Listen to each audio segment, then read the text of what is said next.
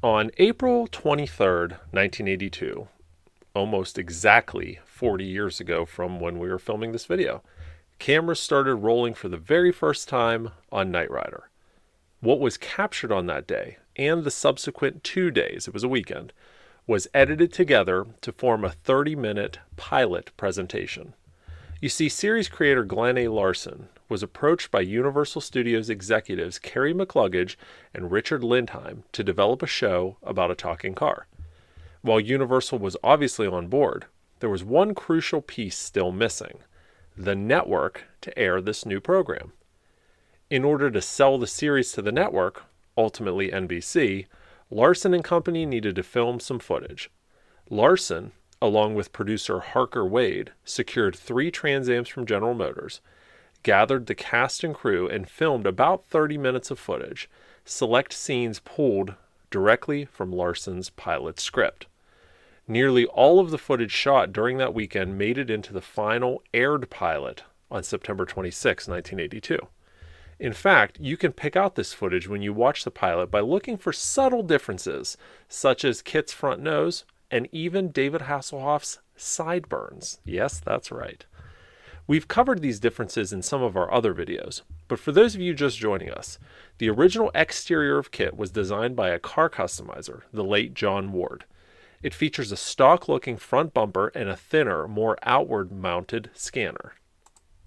After the show was picked up by NBC, Michael Chaffee, who designed the interior of the car, was brought in to redesign the exterior. This radical change in KITT's look makes it quite easy to pick out the scenes of KITT filmed for the pilot presentation versus those filmed for the full pilot. Another difference, albeit not so noticeable. In the pilot presentation, David Hasselhoff's sideburns were trimmed at an angle. By the time they filmed the full pilot 3 months later, he had grown those sideburns out to nearly cover his ear. The more you know, right?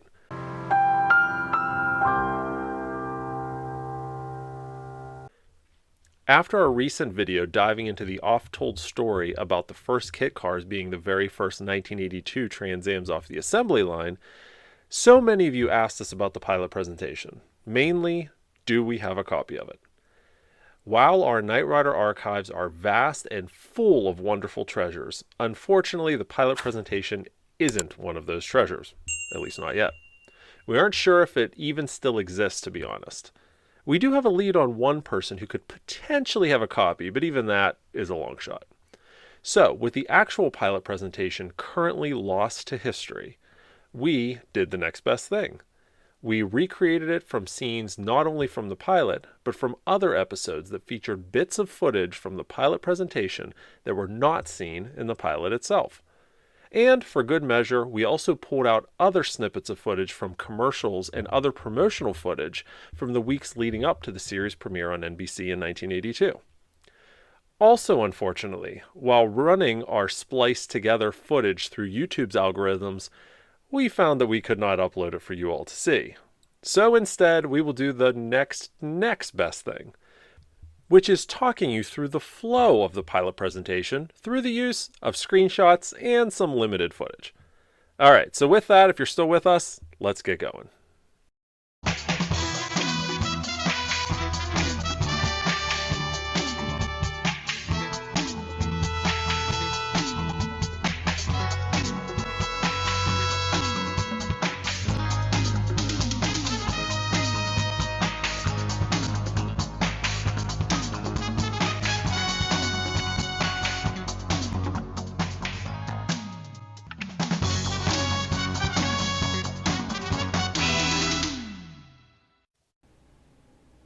The pilot presentation was made up of 9 distinct scenes pulled from Glen Larson's original spec script dated March 18th of 1982.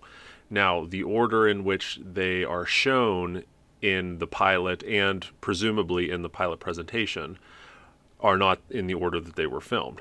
But we're going to go through it kind of as we think the pilot presentation looked. So our guess is that the pilot presentation opened with the Knight Rider logo. Now, what you see here clearly is not the original Knight Rider logo. But we think that this scene, this screenshot, was pulled from the actual original pilot presentation. So you may be asking yourself, where did we get this? In the fall of 1982, NBC ran a Just Watch Us Now promo commercial. And what it was is, and the reason it's called Just Watch Us Now, that was their jingle. Okay, and we'll play this clip of it for you in a minute. But in that jingle, it was meant to show the new and returning shows for the fall of 1982. And in one section of that, we get a very quick glimpse of this title card. And we can see here that it's before, they finalized the font for Knight Rider. We can see that it has the thin scanner bar, which indicates that this was one of those kit cars with the original stock-looking front nose and not the later Michael Chaffee design one that we talked about. So we're fairly confident that whenever the NBC executives saw the pilot presentation, this was kind of the first thing that they saw. So after that title card would be the scene in the desert. Now, we see that this is David Hasselhoff in silhouette. We know that this is not Larry Anderson, who played Michael Long in the pilot. And in fact, we talked to Michael Long many years ago, and his footage was actually filmed later, towards the end of filming of the actual pilot. The pilot presentation did not include Larry Anderson as Michael Long at all. So when watching the actual pilot, this is really the first scene where it's Hasselhoff playing Michael Long in silhouette. So the scene goes on. Tanya Walker, played by Phyllis Davis, shoots Michael.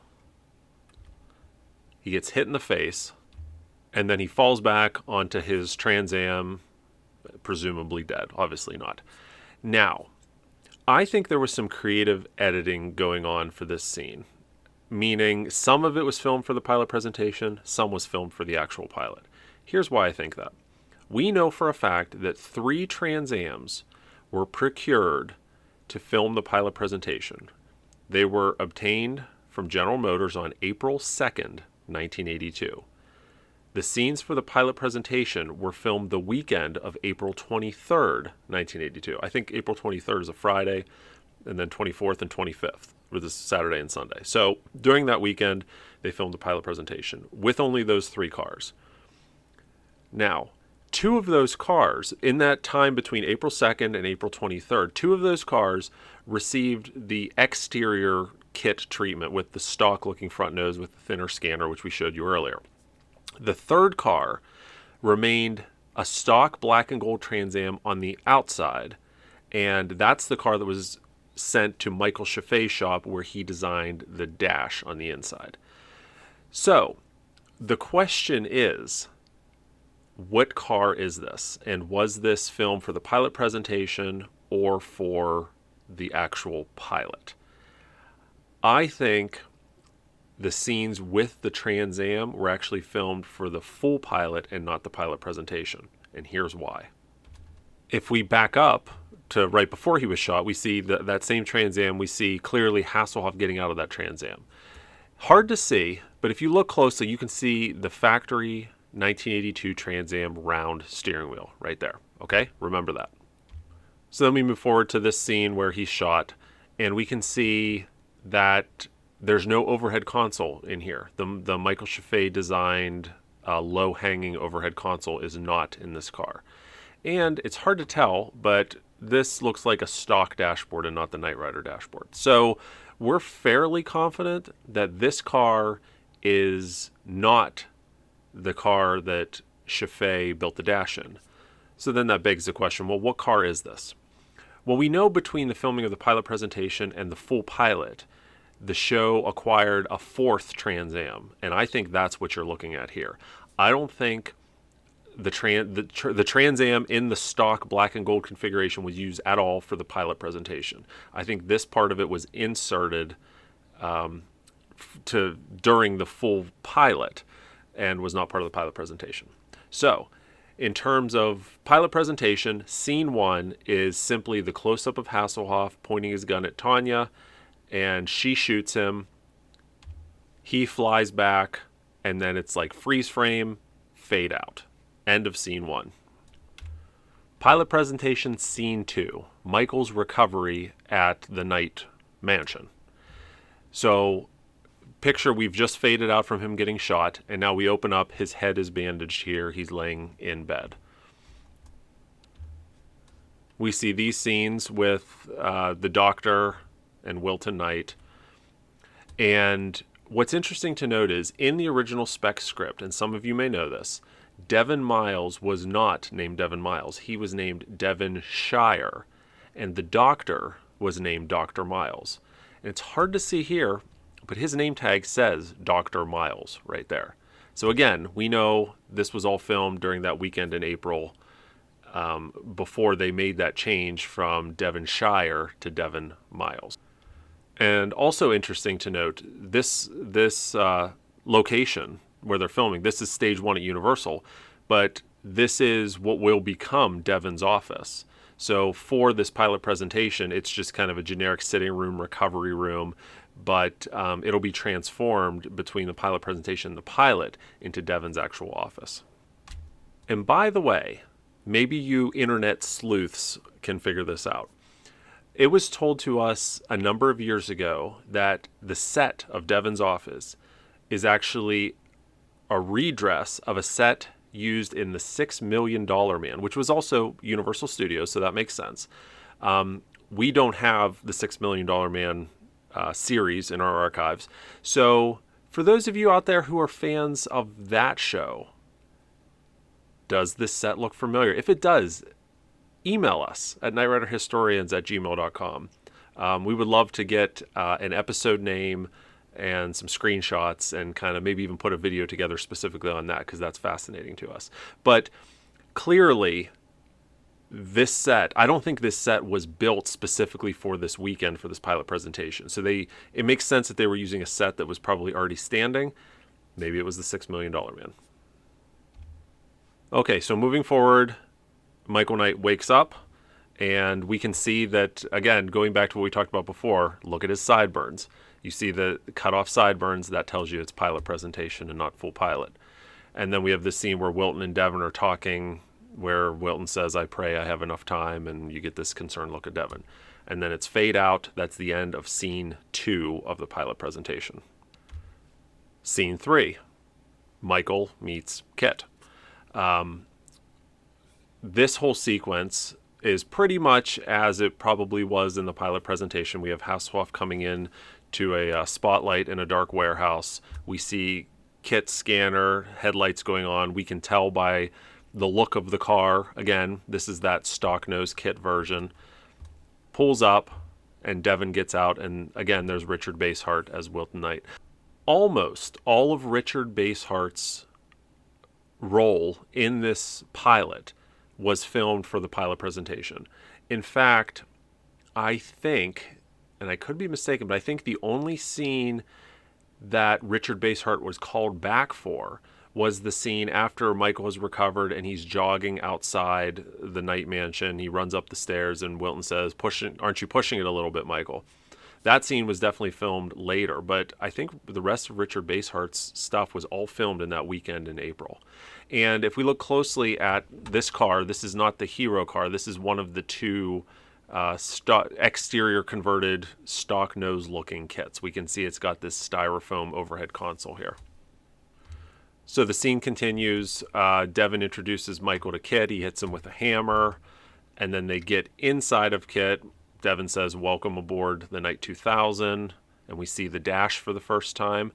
We know that there's an easy way to tell if the dash is pilot presentation versus pilot. And it's as simple as looking at the steering wheel. If you look at the steering wheel and you do not see a hole in the center, and you do see this Knight 2000, that tells you right there this was pilot presentation. Because what happened is, after that weekend in April, the producers, the show was greenlit. So what they did, the first thing they did is they took this dash completely apart and they made molds of every single piece, and then they put it back together. But when they put it back together, it was not put together with nearly the same amount of care as Michael Chaffee put into the initial build. So, little details were overlooked. So what you can't see on the steering wheel is that there is a hole in the steering wheel, but Michael Chaffee covered it with a piece of styrene right here. There's a black piece of styrene that is inset right in here. Okay, and that hides the mounting hole for the steering wheel. Well, whenever Universal Studios put the car back together, they just left that styrene off, so you see a giant hole in the center of the steering wheel. And here you go. This is from a couple episodes later. This is that same hero car, Good Day at White Rock, and you see the hole here. That's because that piece of styrene that was covering this is gone. You also notice the Night 2000 logo isn't there as well, because that styrene went all the way down here and over. So whenever they molded it, they just never put that piece back. And by the way, there was this kind of awkward couple episodes where they didn't put the logos back in. So we see the steering wheel just has a white blank there. The voice box is all white. And that'll be corrected in a few episodes after. Okay, so moving forward, Michael says he knows how to move the car forward. And they crash through the wall. Something interesting to note about this particular scene. We can see that this car has a protective shell over it. I'm not talking about the molecular bonded shell.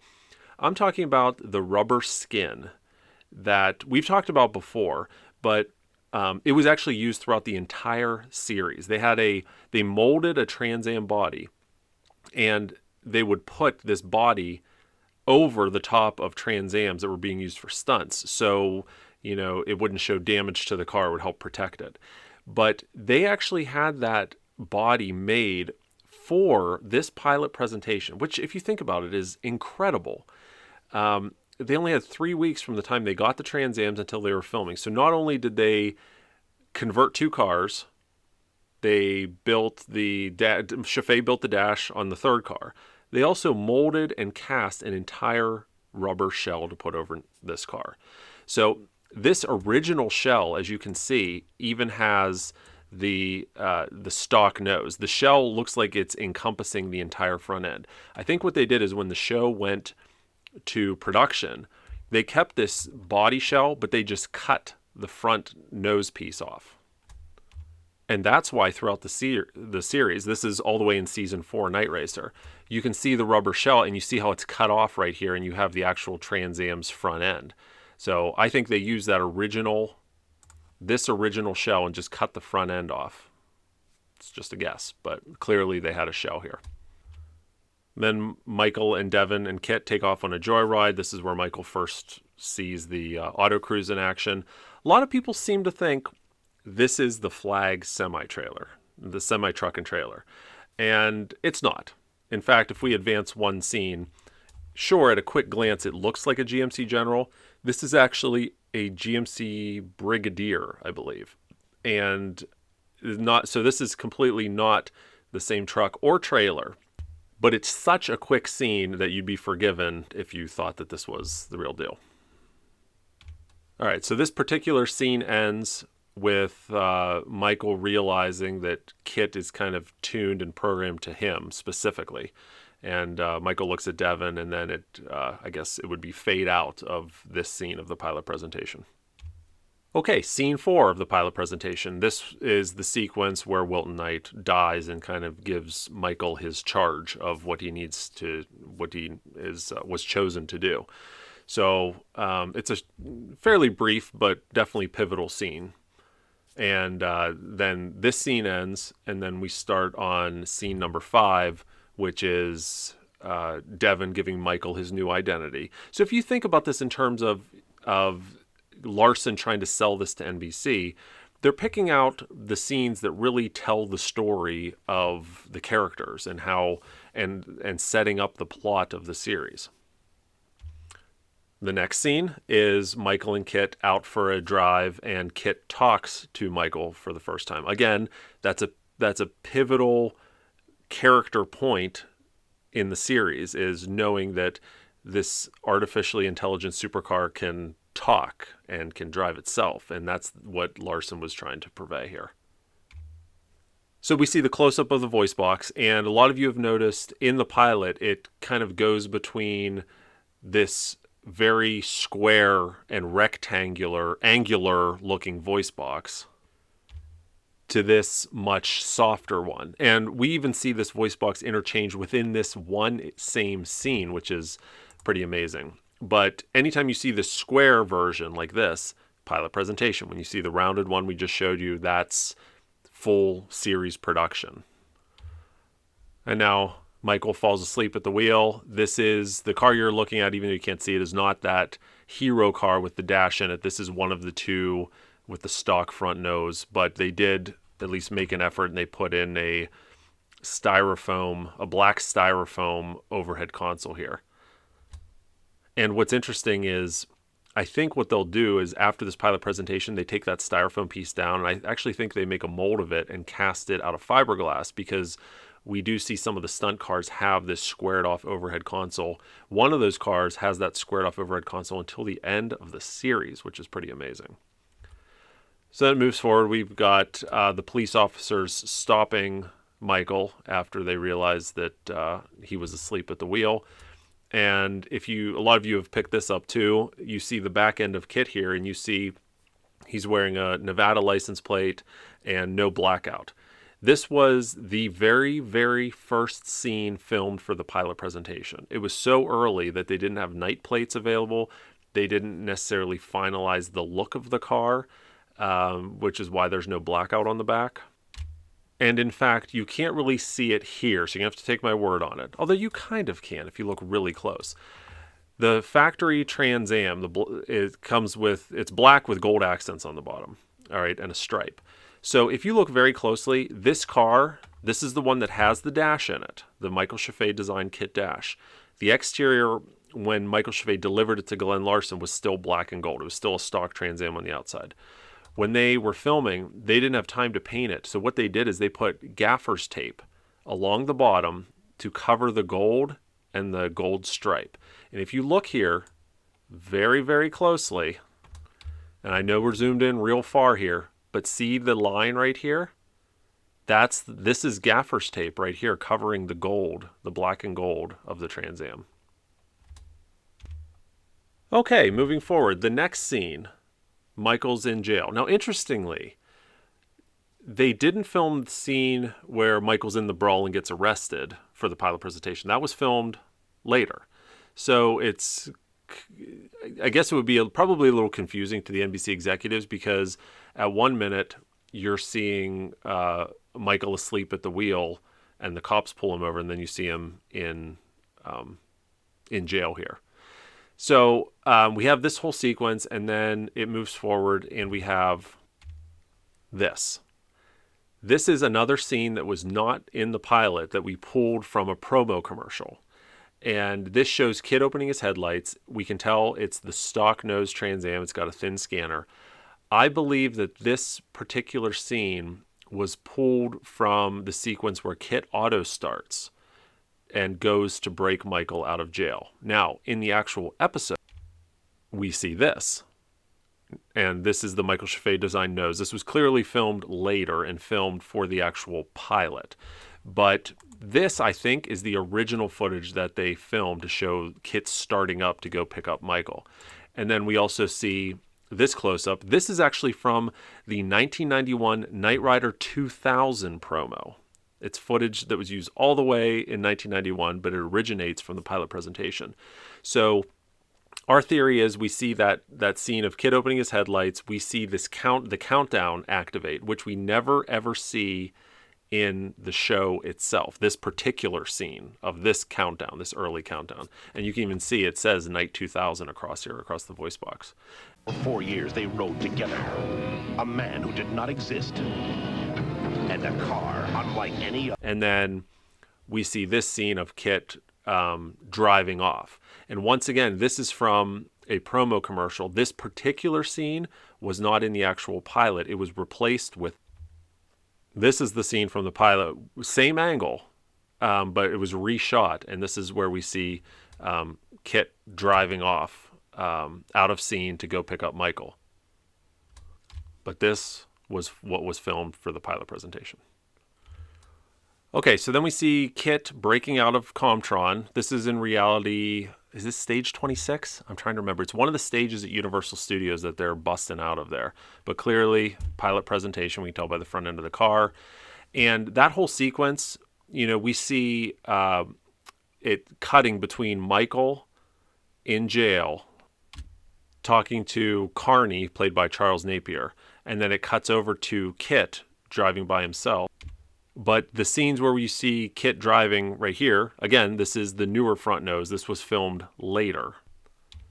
And also the scenes with Charles Napier were not filmed for the pilot presentation. They were filmed later as well. So it's a little confusing. This whole sequence is splices together pilot presentation and pilot footage back and forth.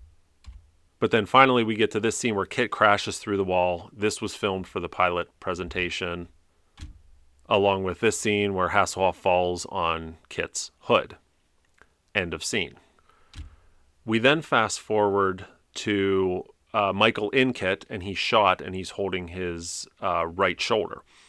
And a lot of you have noticed during the sequence that Hasselhoff's bullet wound shifts from the right shoulder to the left shoulder. That's because the footage with the right shoulder was filmed for the pilot presentation. Whenever you see him holding his left shoulder, that was actually filmed later during the full pilot, and it was just a case of making a mistake, right? It was 3 months had passed between filming the pilot presentation and the pilot, and whenever they set up the scenes to be woven into the original footage, someone just made a mistake. Same with you see Devin in his airplane. And during that time, you see him on a black phone, then you see him on a white phone. Again, the black phone was pilot presentation, white phone was filmed later. Next scene in the pilot presentation, Michael and KITT coming up to see the Comtron truck turn to the side across the road, wondering how they're going to get through it. And then they have the ensuing crash. KITT jumps through the side of the Comtron trailer. Interesting to note, while KITT says that it's, may I permit you to activate the turbo boost, and Michael says, the what? And then he says, allow me to demonstrate, and then they jump. Note they don't show the turbo boost button. That's because there is no turbo boost button yet. The turbo boost button at this point was not in the car. The Chaffee designed switch pods were just generic 8 DLA. You know, there was nothing, no substance to them. The turbo boost button comes into play whenever they build the insert dash that sat on a sound stage. And at this point, there was no insert dash. So there was the vocal turbo boost, but there is no turbo boost button. Now, later in this episode, when we see KITT jumping over a Comtron trailer, we see the turbo boost button. That was filmed for the pilot later, and by that time, they had the insert dash. And finally, the scene where Devin is in the driver's seat of KITT. KITT's getting towed, and he says, only you could have dented this car. And then we see this scene of Devin and Michael getting out, and then that's the end of the pilot presentation. Note, of course, the actual flag semi in the background makes its one and only appearance in the pilot here. And again, this was filmed for that pilot presentation. It was never used in the actual pilot itself. But this is the actual GMC General tractor and the actual Dorsey trailer that would be used throughout Season 1 and Season 2. Alrighty. So that wraps up me rambling on about the pilot presentation. With any luck, one day we'll actually find the original pilot presentation footage. Like I said earlier, we've got one remote possibility that we are heavily looking into as someone that could possibly have the pilot presentation footage. But unfortunately, it may never be found. We'll see. But let me know what you think. Did you like this deep dive into what the pilot presentation was? Do you want us to do other stuff like this? Let us know in the comments below. As always, appreciate your time. Thanks so much for watching. We'll catch you next time.